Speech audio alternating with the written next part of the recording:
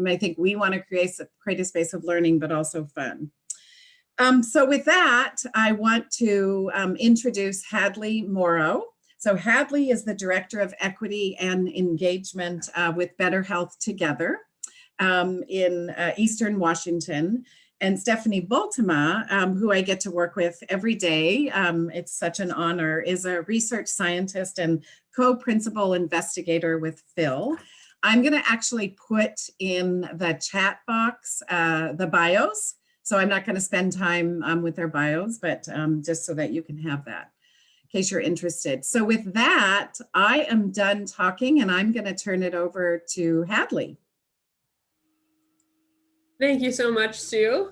I'm so excited to be here with you all today. I love seeing the registration list and getting to talk to people from all sorts of states across the US. So thank you for tuning in. We just did the welcome. Should have switched to that slide earlier. It's very important to me that we start all of our meetings with a people's acknowledgement. This is a practice that Better Health Together and a lot of folks are starting to move towards. And since I'm coming to you today from lands in Eastern Washington, I'm going to share one related to our local region.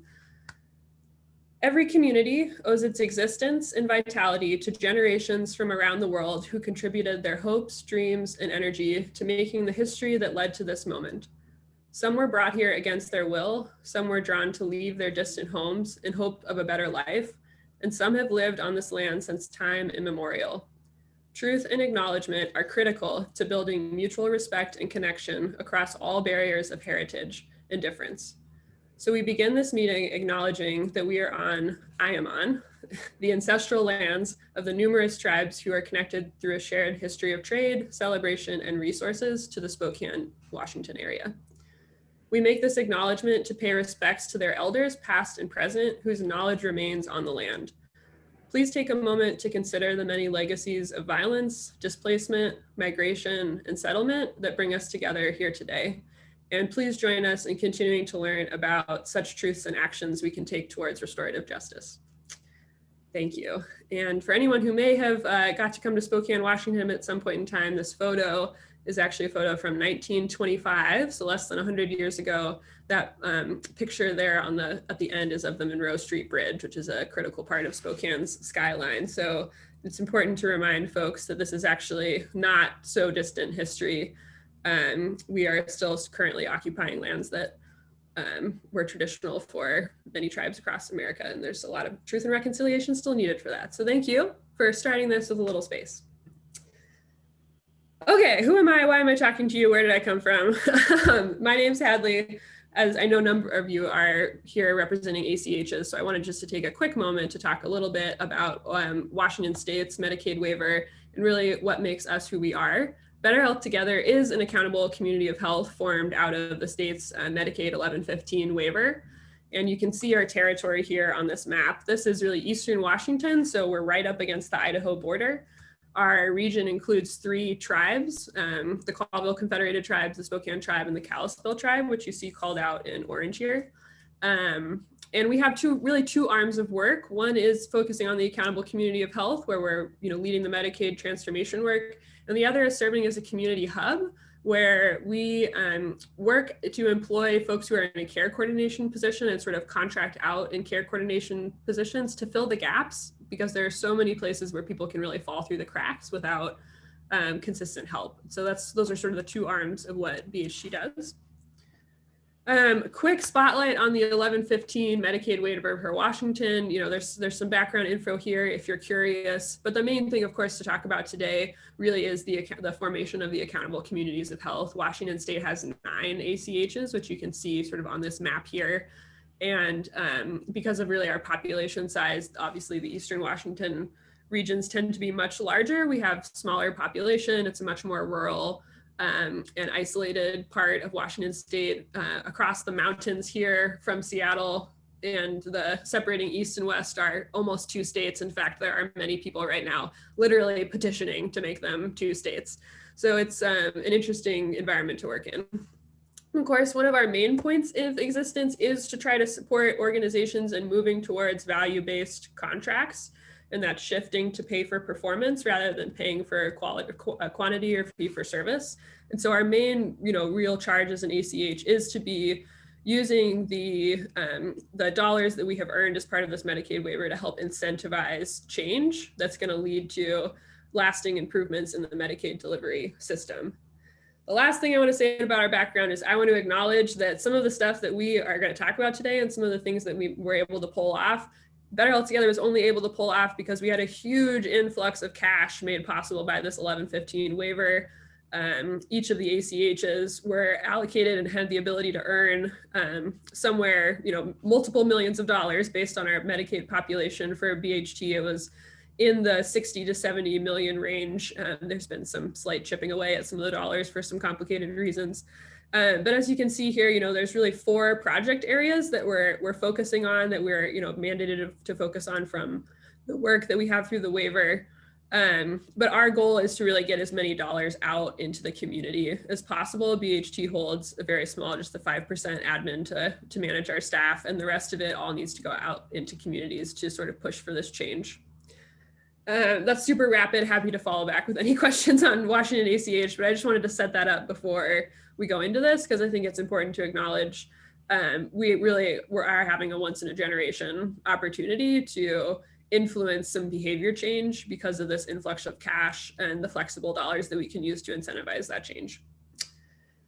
So with that, what change are we incentivizing? I think by now it's very well socialized, this concept that health happens in neighborhoods. It does not happen in the doctor's office. Our healthcare, our access to a doctor really makes up only 10 to 20% of what contributes to our overall health.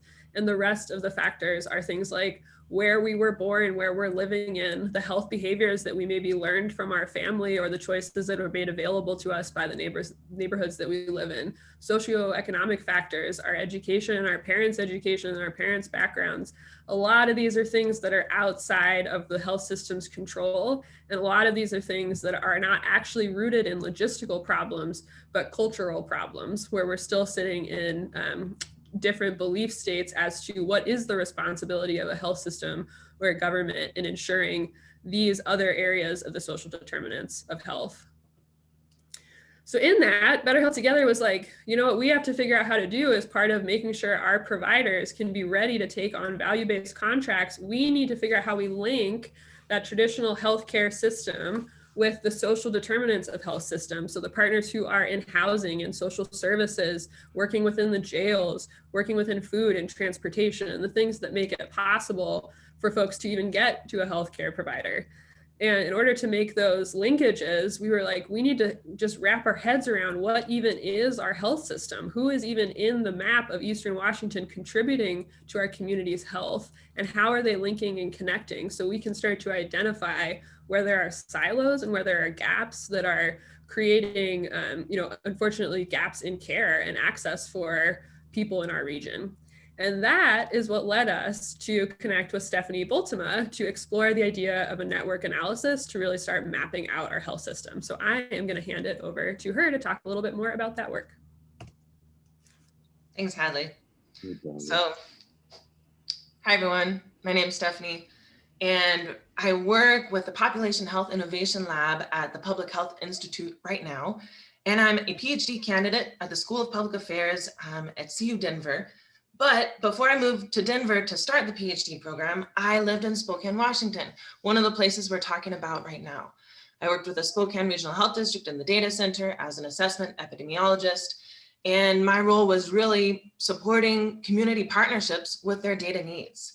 And so that's how I got connected with Hadley and Better Health Together, and really had just the honor and privilege of getting to see Better Health Together go from an idea in like 2016 to a real thing and something, doing amazing things. So we decided, okay, the best way to get a sense of what the health system looks like is to take some structured approach to seeing what it looks like from the community's perspective. And so we decided that a network analysis was the best way to do this. So I want to start off by making sure that everyone knows what network science and analysis is. So the formal definition of network science is the study of network representations of physical, biological, and social phenomena, leading to descriptive and predictive models of these phenomena. But in down-to-earth terms, network science is basically just an interdisciplinary field. It draws on math, statistics, sociology, physics, and it's really a collection of ideas or theories and methods for how to understand networks in a structured and data-driven way. So this field has only been around since the 1990s and really took off in the 2000s when we started to be able to use computers and computationally assess networks. So with network analysis, this is the primary mode of inquiry used in network science. It is any analytic technique that yields empirical or like measurable, what you can see in the world, empirical insights into the structure of an entire network, so the full network. Also how each individual actor fits into the network and characteristics about those actors in the full network. And then also the interactions, the connections between each actor in the network. Network analysis allows you to use data to understand all of those things. One of the things I want to note about network analysis is that frequently when people hear network analysis, they think of network maps, of which I'll show you a few today. But a really important thing to understand when it comes to using network analysis, especially when it comes to evaluating networks, is that there are a whole host of network statistics behind every network map, where you can actually measure what's going on in that network map. And when you start to especially look at changes in networks over time, it's super important to pay attention to these network statistics. And so we'll be looking at a little bit of both of those things today. Next slide, please. All right. So one of the other things I just want to make sure we're clear on before we move too far ahead is the difference and similarities between systems and networks, because we're talking about health systems, but we're also talking about network analysis. And so I just want to make sure you understand why these two apply or work together. So a system is a set of connected things or parts forming a complex whole with a specific purpose. I think of systems as tidy networks. Then when you look at a network, you see that they are a group or system of interconnected people or things. They may or may not contain multiple systems. They may or may not be bounded, so you might know where the edges of the network are, or you might not. And they may or may not have any purpose, or they may have a ton of purposes interwoven in the single network.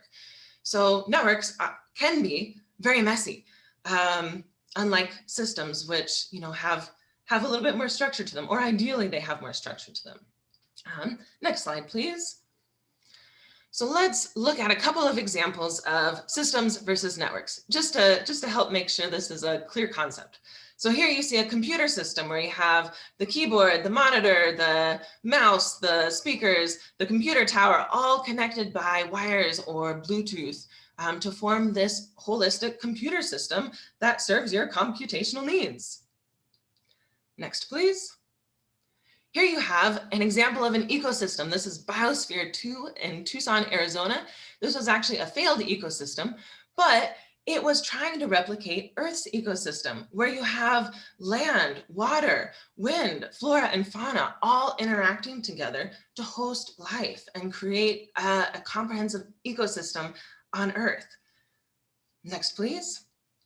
Here, this I think is interesting and starts to show kind of some of the similarities and differences between systems and networks, where all of those kind of dark colored lines are bus routes in Spokane, Washington. And they act as a system. They all go out of the bus plaza and back to the bus plaza, and they're intentionally designed. And ideally they, were planned around roads and freeways. But if you look a little closer, you start to see some other things, and you can think about other things, the sidewalks, the trails. You see the Spokane River running through along that whole map. And so you start to see that even this transportation system kind of gets fuzzy and starts to turn into a more of not disconnected, but an unintentional network. Next, please. So here, looping back to that Spokane River that we saw, which, I don't think people use for daily commuting, but people use the Spokane River for some forms of transportation. But here you see that whole network behind transportation systems where we have rivers and streams flowing in lakes and out of lakes and into the ocean. And so you start to see here, this kind of river and stream network, it evolves, it changes over time. And it was not necessarily designed with an intentional structure or purpose. Next, please. And then here's an example that you all, I'm sure, are familiar with in organizational networks, where you have organizations that might be connected through formal means like contracts, or informal means like collaboration, going to meetings together, going to conferences together. And all of these organizations sometimes are connected in more structured ways like a system, but oftentimes they're really kind of looser, less structured networks. Next, please. So one of the things I want you to take away from this is that all systems are networks. And so it's very suitable to use network analysis to study any system. However, one of the things that Hadley and I will talk with you about today is that not all networks are systems. And this is what, in that first network analysis especially, we started to see. But I want to pause here. We're going to have a little bit of time if anyone has questions or reflections. But I also want to ask, when you think about your own community's health system, like we're talking about today, do you see it operating as an intentional, structured system, like a computer system? Or do you see it operating more as like a disconnected, siloed network that doesn't maybe have that same intentionality behind it? And if you have any ideas about this, we'd love to hear them. What kinds of opportunities or barriers does this present for the health and well-being of your community, whether it acts as a system or more of a network? So if you have ideas, please feel to speak up, put them in the chat, but we'd love to hear your thoughts on this.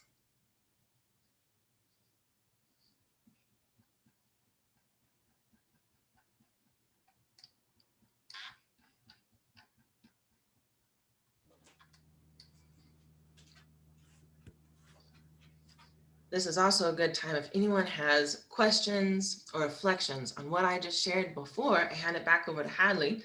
Oh wait, am I handing it? I think I might have a couple more things after this before handing it back to Hadley. But if anyone has questions or reflection at this point, please feel free to bring them forward.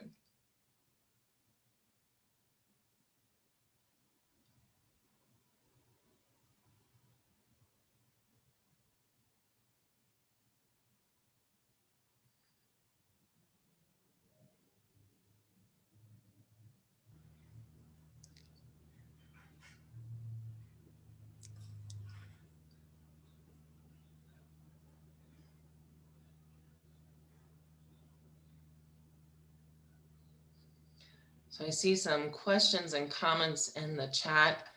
One question, how are you documenting network capacity? What are the capacity drivers to support network strength? We also see, how does this relate to relational coordination studies? These are big questions. I'm not sure if we should come back to these afterwards, or if it would be best for me to try to address these now. But they're great questions, and perhaps we could spend an hour discussing these. We also why don't we, I think they are good questions. I want to make sure we get to the slides and just the discussion and stuff. But thanks to both of you for those. And I think we'll, hopefully we'll have space at the end to address that. We'll also be sharing contact information, and I would be happy to nerd out on these questions with anyone after this. All right, so next slide, please, Hadley. So let's look a little bit at what we saw in 2017 when we conducted the first network analysis. So here you see just a network map of Better Health Together's health system overlaid on Washington State. And each one of these dots represents an organization. Each dot is colored by its sector. You can see the sector key in the bottom left-hand corner of this map. And the size of these organizations represents how many connections were reported for that organization. And every line between dots represents a connection that was reported. So we asked, what did the community health system look like from the community's perspective? So we didn't, just sit in a room and say, here's what we think. We went out and we asked people. We asked all the people who were really doing the work. And so we found that one of the perhaps fascinating, at least it was fascinating to me at the time, was that 44% of the organizations that were involved in the health system were from the social services sector. More than the healthcare sector, the public sector, the social services sector was critical to the community health system. So that was fascinating. Next slide, Hadley. Oh, sorry, I caught you right as you were taking a drink. So that was the network forced into a geographic overlay. This is the network just in its natural state. When I just run a network algorithm and tell it, like, show me what the network looks like with how it naturally appears. And you see a little bit different of a story here. You see in the middle what's called a core component. So all of the really more connected organizations. And then you see that ring around the outside with all of those other organizations that we thought had a role in the health system, but no one said that they worked with them on anything. Yes, so all of those were silos. All of those are disconnected organizations. We found that 168 silos existed in the community health system. Pretty huge.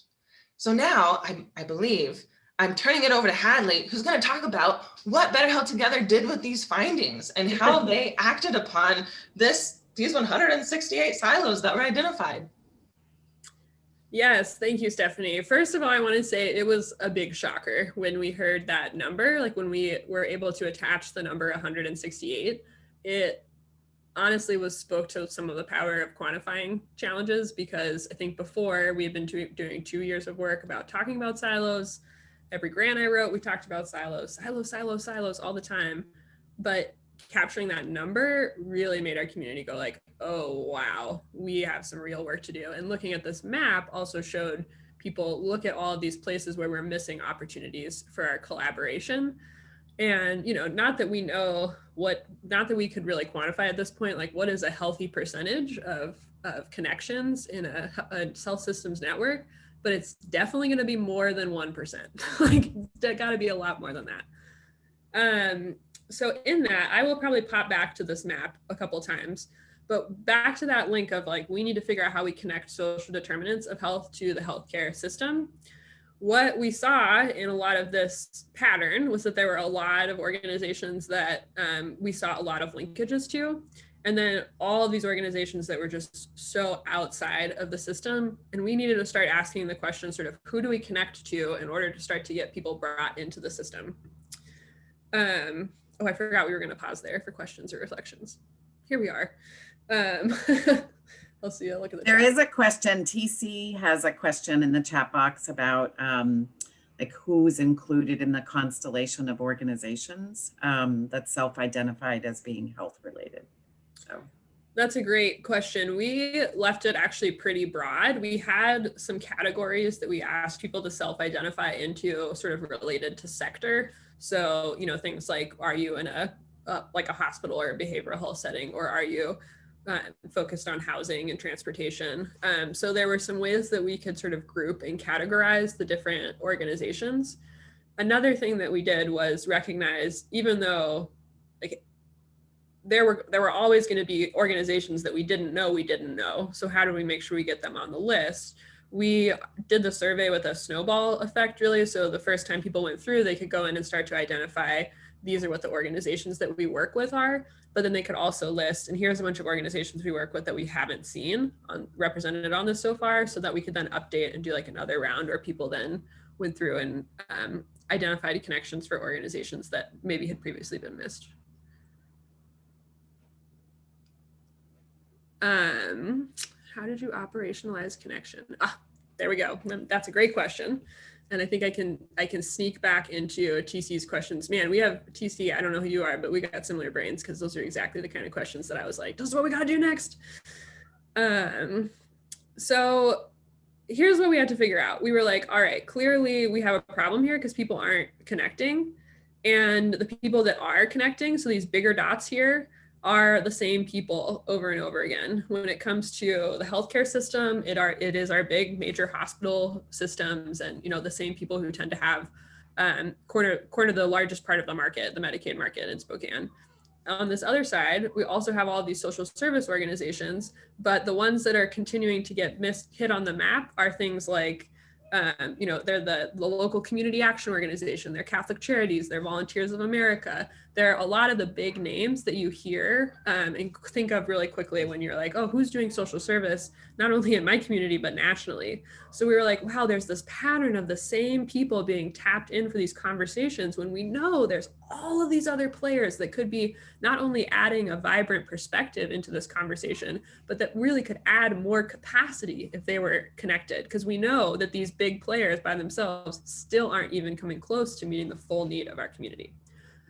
So to actionalize that, going back to someone's question, Rebecca's question, we decided that we would use our leverage as an accountable community of health to form what we called transformation collaboratives, where in each county that we worked in, we incentivized people sitting around a table and gathering all of the sectors that we felt are necessary and have responsibility in upholding a community's health. So it's not just hospitals and primary care. It also includes things like the dentist. Wow, we got to make sure the teeth are part of the body.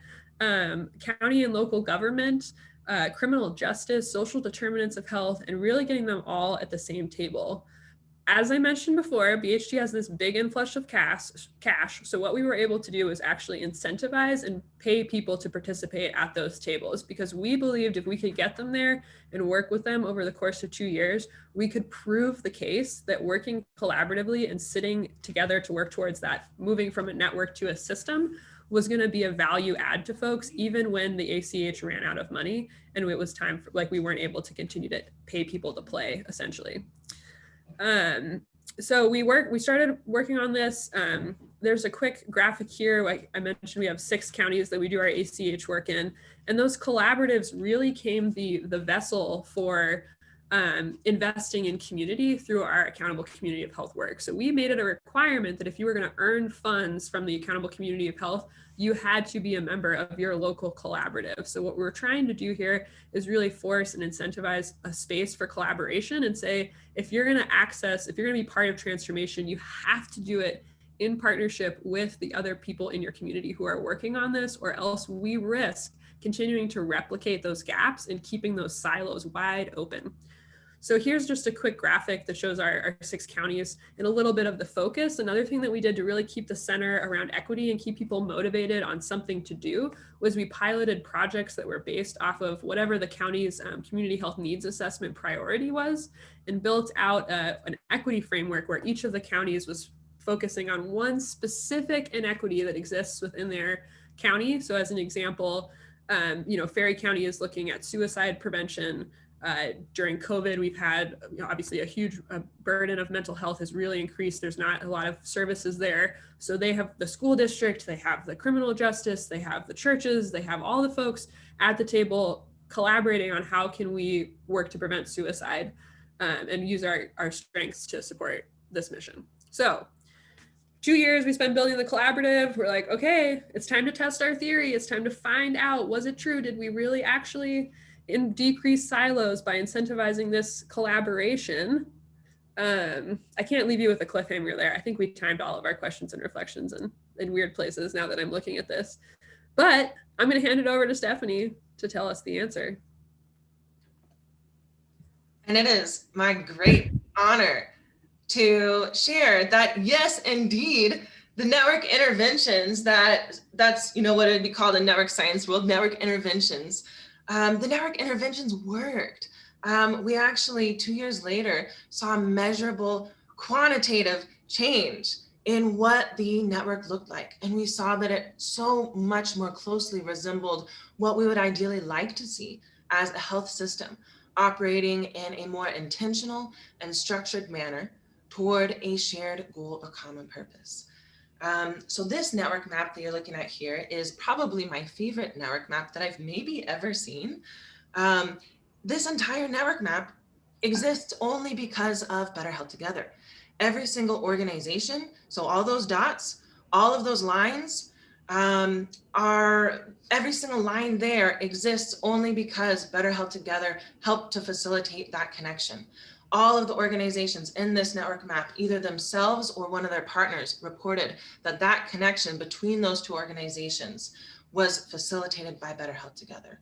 So overall here, we learned that 130 cross-sector organizations, cross-county organizations across Eastern Washington had some sort of connectivity facilitated by BHT, with almost 2,000 individual linkages of various types, whether it be collaboration, data exchange, or referral, reported as being facilitated directly by Better Health Together. And so this is how we start to get at seeing like, yeah, we saw changes in the network that made it approach a health system. And this network map is some of our really hardest quantitative evidence that Better Health Together really directly played a critical role in that change. Next slide, please. Really quick, Stephanie, Oh, yeah. I think just to make this concrete for folks, you know, an example would be at one of our meetings, we do an activity at the collaborative that's called speed dating. It's pretty fun, where we literally just have people spend 2 minutes getting to know everybody at the meeting. And we fill out sheets where people write down something that they need help with and something that they could help with. And we literally make those connections and like send the email introductions. So there's a lot of tools that we're using to really force people, to give people the opportunity to get to know each other. And one of the things we heard with so many organizations, a lot of the big organizations too, saying, I had no idea that there were all of these services out there that I could have been tapping into for support and for referral and for collaboration. So just creating the table to start the conversation was really important. Yeah. I love that, Hadley. I love it so much. Okay, so remember I told you that behind all of these network maps are statistics. And again, that this is really important when you start to get into evaluating changes in networks over time. And especially if you want to do any more like hardcore research on networks, you've got to use statistics. But all of that network mapping work allowed us to see that in that 2 years, we saw a reduction by 140 silos. It went from 168 in 2017 to 28 in 2019. Huge. We saw that engagement, so organizations that were active in the health system increased by nearly 50%. That there was an over 20% increase in reported partnerships across the system, and that we learned over 50 more organizations were either newly involved in the health system or we hadn't learned about them in 2017. And so we're able to be more inclusive with everyone who is in the health system. But one of the things that I so love about Hadley's work and Better Health Together's work is that they stopped and they celebrated these successes, because these are huge successes, but they didn't stop there. They weren't like, okay, great, my work is done here, we can just celebrate and move on. Instead, they looked critically at what we learned this time around, and they continued to reflect on what could be done moving forward. And this is where I'll hand it back to Hadley to share where that journey has taken them since then. So I want to pause for just a question again and see if, maybe shout out in the chat. Anybody notice any just patterns? Any persisting patterns that would be important for us to be aware of?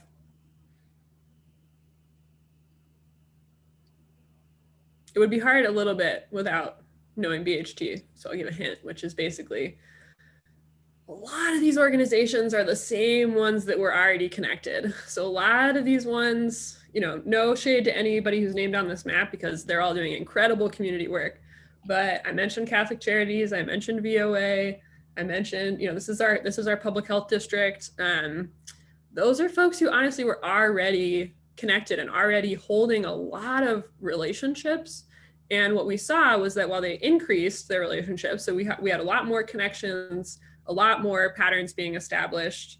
What wasn't necessarily happening is, going back to that first slide, was those folks who were outside of the circle weren't necessarily getting into it. Like, we were having a harder time connecting those people who are really far outside of the usual system. And so we had to ask ourselves a question about that. And one of the things that BHT holds really dear to our hearts and our identity as an organization is that we have a commitment to being an anti-racist organization and really critically addressing where we need to make critical analysis of how our culture, which has deeply, deeply rooted inequities and power hoarding problems, how it might be contributing to those barriers, or what's making it harder for people to actually get into this, get into our whole health system. When I say get into, I mean, really, what is preventing people from feeling like they belong within a health system? What is making these organizations, what's signaling to these organizations that they shouldn't be collaborating, or they're not welcome, or that they're not able to participate?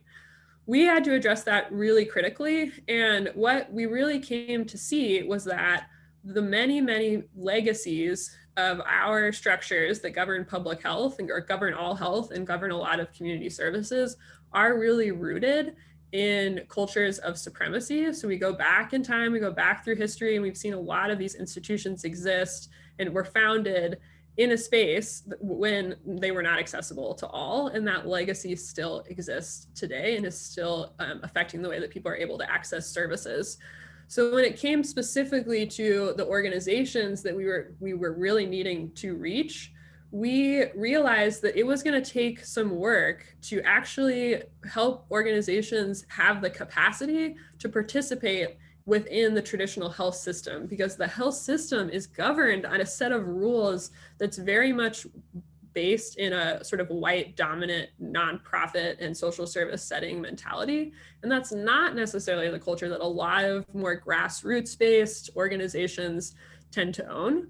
And another thing I think that's important to call out is the nonprofit industrialized complex. So asking the question of why is it that there are organizations like Catholic Charities and Volunteers of America, what makes it so easy for them to collaborate and so easy for them to get in? And crassly, I like to just think through, you know, what's the origin story of most nonprofits?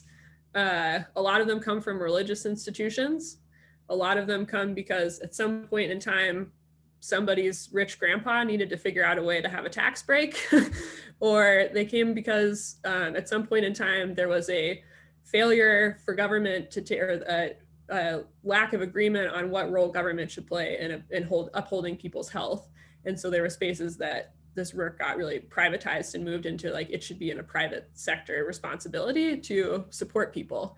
And all three of those origin stories don't actually lean well to supporting grassroots-based organizations, and it continues to create this gap in cultures and the ability to collaborate meaningfully.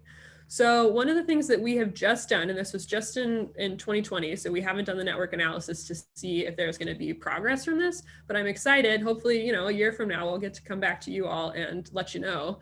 But we invested $1.5 million of our community resiliency fund, which is really where we're holding dollars to support community efforts to address racism as a public health crisis by really investing in the capacity of organizations that were led by and serving Black and Indigenous people of color. So we were like, if we need to get more folks, more of these organizations, more BIPOC organizations into our healthcare system, then we actually need to support them to be here. We can't just expect that they'll show up because, you know, we think it's a good idea for them.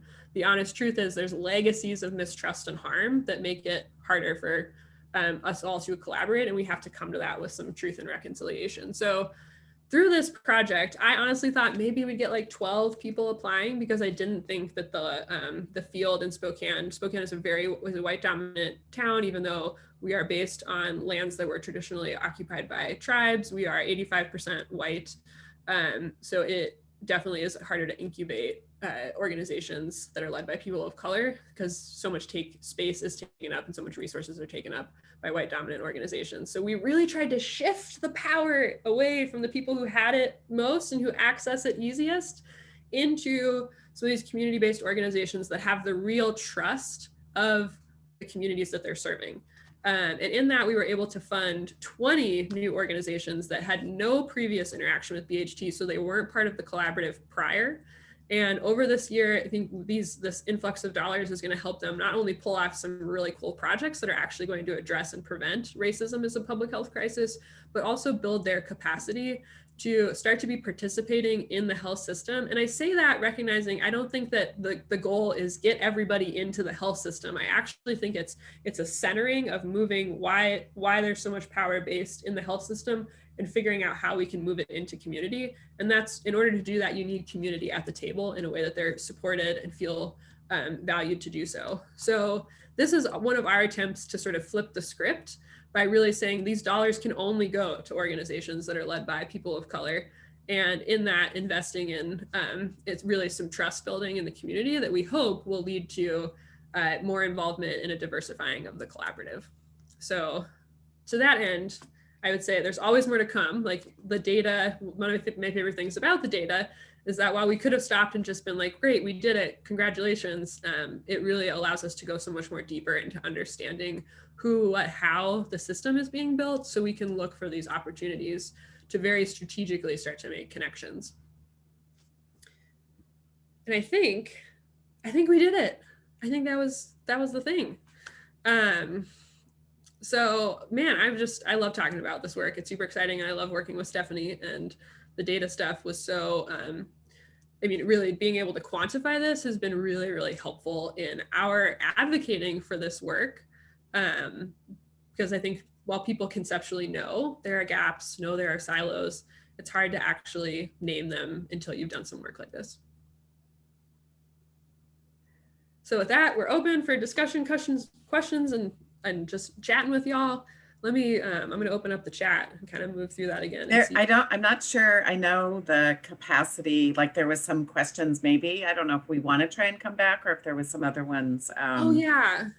So, I just want to add to that because I really appreciated that question about capacity. And we, Stephanie and I in the second round of the network analysis really wrestled with how can we sort of work towards that? Because what people were asking for when we did the first network analysis, Stephanie was able to overlay it on a physical like GIS map so that we could see, okay, here's where these connections are happening. And people were like, wow, this is really helpful to physically get to play with and see the organizations.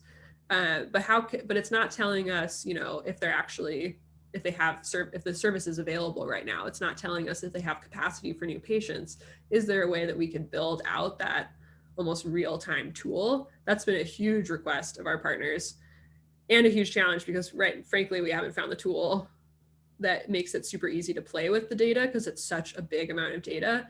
And as you all know, the biggest challenge of trying to keep an active database of capacity is updating it and making sure that there's staff time and a process that makes sure folks are actually saying, okay, we have 6 beds right now, go update the network map or whatever that is. That's been a harder next step to figure out.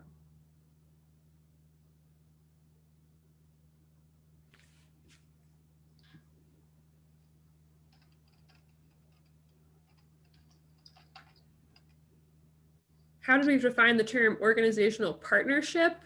We actually had a couple different layers. So when people were identifying who their partners were, we built out the survey with a big list of as many organizations as we could come up with in Eastern Washington and really asked people to just click and say, I generally collaborate with them. So just good feelings of collaboration. Or they could check boxes that made it more specific, like I share data with them, or we share referrals with them, or I think there's we educate with them. There's a couple other options to help define what kind of partnership it was. We had some changes from, in 2017, we asked collaboration, referral, data exchange, education, and financial support. In 2019, we decided, okay, the education and financial support networks weren't actually that as useful as we'd like them to be, and that's a lot to ask people on a survey. And so we decided to narrow it down to collaboration, collaboration, referral, and data exchange. And we decided to expand on collaboration. So start to look at levels of collaboration. And while that was interesting in 2019, that will become really, really useful in in the next network analysis, because then we'll start to see how those levels of collaboration have changed over time, or if they have changed over time. So that will start to give us a little bit more insight into that kind of broad, ambiguous collaboration bucket. But a direct answer to your question, Kevin, about how did you define the term organizational partnership, was essentially any time that two organizations had any type of reported linkage. So if they only reported data exchange, that was a partnership. If they reported data exchange, referrals, and collaboration, that was only one partnership, but three linkages, because they're linkages of different types. And so really just any reported connection between the organizations is how we define a partnership for the purposes of this study. Carrie was asking about the speed dating tool. I saw whether that. whether or not we can share that, which I wrote imagine. a sticky note down. Okay, so good. I'll dig that up. Yeah, it's really just an Excel sheet that you could follow along with. But yeah, Thank you. That would be great. Yeah, we will share the slides and the recording. We have lots of tools, Carrie, if you're interested. That's one of our fave things to do. So yeah, and Tiffany was asking for the article again. There's a lot of chat. So Stephanie, I don't know if you can put that in there again. TC, Oh, thank you so very much. good. Oh, thanks, TC. I was up above and. But TC also asked another great question. TC, you're full of great questions. I know, I love it. What were the barriers in bringing in the siloed organizations into the network? Hadley, that's one for you. Yeah, I think so. One, we cannot ever underestimate the power of culture, that good old fashioned like culture eats strategy for breakfast. One of the reasons I bring up the need to lean into the equity journey is because honestly, for a lot of the organizations that have the most power at our table, they're organizations that have been rooted in legacies that have been often harmful. So I think as an example, we work with a number of tribes in our region. There are a lot of organizations that are tied to very, very traumatic histories of treatment and erasure for Native Americans, including forced sterilization, boarding, taking kids away from their families to go to boarding schools. These are all things that happened within the living history of many of our partners who are working within those organizations. You can't expect that they're just going to show up and trust that the hospitals have their best interests in heart, or trust that the healthcare payers and different groups have their best interests at heart. You can't expect that an organization that is focused on really serving queer people is going to have folks that necessarily feel comfortable or that they belong within a setting of Catholic Charities or other religious-based organizations. So starting to identify that we actually have to be talking about culture. We can't just assume that the only barriers to people participating are logistical, but part of that comes with actually building those individual connections so that we start to get to know each other in the work more authentically on a person to person level, not sort of organization to organization, where you tend to think more about like what's the value.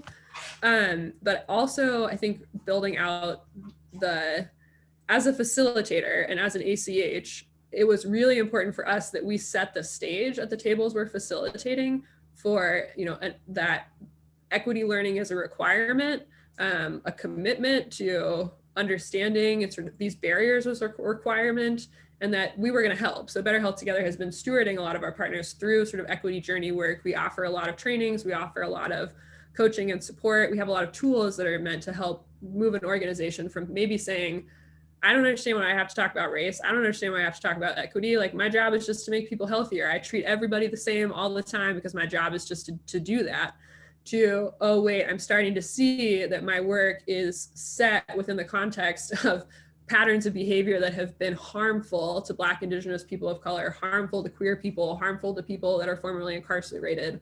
And how do we start to move that context into that conversation into our work? Because we actually have to get to a space of healing and reconciliation and accountability before people who have traditionally been cut out of the health system are like, okay, actually I see myself that I could sit here and that I could add my voice without harm being risk of harm for me.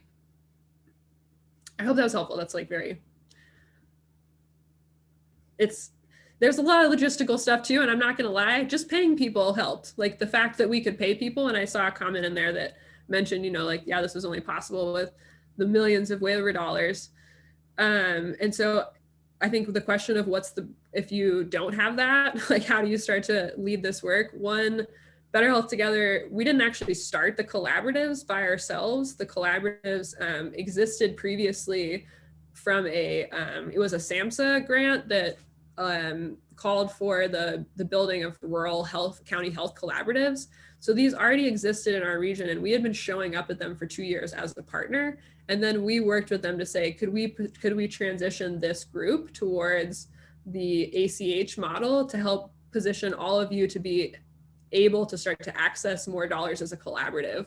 One of the things that's been really interesting is we have earned a ton of grants and we've captured a lot of national attention by applying to things as the collaborative. So really putting the Spokane Collaborative, for example, just earned a Robert Wood Johnson Foundation grant. It was, I think, Connecting Systems for Innovation. I don't remember. One of my team is on here. Maybe you could put it in the chat. I can't remember what the grant is. It was a big grant.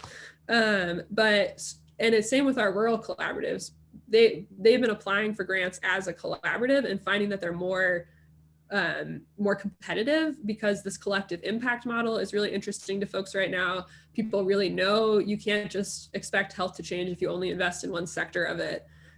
So we've been trying to build capacity in those collaboratives also as a value add to say, hey, if we work in this way, you'll actually have a better chance of tackling your problems and a better chance of capturing and pulling down more funding into the region because this model is being proven right now. So I know that's not, like I will recognize it's hard for me to stand up here and be like, this will work for you because I don't know if it works without investing, being able to literally pay people to play. This is the year that we are starting to not pay people anymore. So we've been tapering down the amount that we incentivize people to join our work throughout the last, this is the 5th year of our waiver. We're going to get a 6-year extension because of COVID. But folks all along the time have been agreeing. We always ask, would you feel comfortable with us tapering down funds? Every year, the majority of our partners have said yes and have understood that that's part of the expectation that the ACH won't be able to pay people like this forever. And we haven't seen a drop in participation, even though we're lowering the amount of incentives available. So we hope that means that people are like, oh, I do see the value. Yeah, really engaged. Yeah. I know we just have about 5 minutes, but I see Lisa has a question in the chat. I don't know if you can see it, just talking about organizational level network studies and measuring change. I don't know if you can see it, Hadley and Stephanie, but if you want to, maybe that'll be our last question, but thanks. Yeah. Lisa, I'm wondering if you could say a few words about kind of the background of this question, because there's a lot going on here and there are a lot of different ways that I think we could go with answering this question. And I'm wondering if you could speak just a little bit about about what this question means to you and just say a few more words, if you're comfortable. If not, No, I'm probably not articulating it very well. I'm just trying to think about looking at organizations as the unit of analysis, which we often do for all sorts of good reasons, and that's to whom you give your money, etc. But there's a lot of individual turnover, and especially I think in sort of bounded areas like Spokane in the region, where as opposed to say a giant city that gets a lot more, you might have the same group of actors kind of circulating among roles. You might have new actors, and then in the organizational kind of level analysis or looks that we've done in the past, we always get the but what about individual factor question. So I'm partly just asking because I'm wondering how you guys have thought through that or answered that questions yourself. I am grateful for that question, Lisa, because I don't know that I have thought about that specifically in terms of the network mapping work, but I do think that's important because I would say probably the biggest reason that we lose people in our collaborative is when there's staff turnover, and the person who was attending, who saw the value and who had been engaged, is now gone. And it's harder for a new staff person to then come in and be like, oh, I see, right now I can get what this is and why it's valuable, unless there's sort of been that transition plan. One, there's some work for us as the ACH facilitators to make sure that we are facilitating a space so that no matter the level of involvement with the ACH, there's some like we can still bring folks along. So that's been a learning for us, is we'd like to believe that it'll always be the same person at every meeting and we will always get to just have forward momentum, but you have to remember that sometimes we got to slow down and commit to the level setting so people continue to feel like they belong within your space. But I think it'd be interesting to look at, to explore if there are ways to kind of measure that a little bit more, because especially in, Eastern Washington is very much a relationship-based area. Like I will own in a smaller community, who and the friendships that you build, the professional friendships you build, are like a main source of currency. And I think that would be really interesting to quantify too. Thanks, Lisa. I would like to add on to that from the network analysis perspective, which is we did talk a little bit about this. And one of the ways we decided to address this was by asking as many people in an organization as were willing and as who participate in BHT and have some knowledge of BHT to respond to the survey. And so in some cases, our organization level score and report of linkages were reported by 15 individuals in that organization, and then collapsed into a single organizational score. And that's getting at this idea that organizations are collectives of individuals, and that the resilience of health systems, and kind of one way to address this turnover in staff is that acknowledging that an organization is not a single person. It should not be a connection to a single person in an organization, and that especially in large organizations, every individual has different perspectives, and they might have a different vantage point of the network, and different awareness of connections. And so that, just like from the network analysis perspective, that's one way that we started to address that. It doesn't get at this problem of turnover. It doesn't get at that, because that's super real, especially on the ground.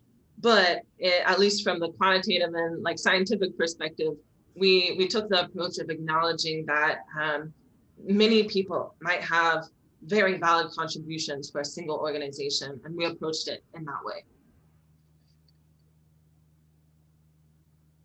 Well, we are at time. We're very grateful for all of you coming. And again, we will send out slides, and Carrie will make sure, Carrie, it looks like she's not on anymore, but the speed dating, getting that. And look for more presentations with stories from the field. So thank you so much. Have a great day, everybody. Thanks, everyone. Okay, bye.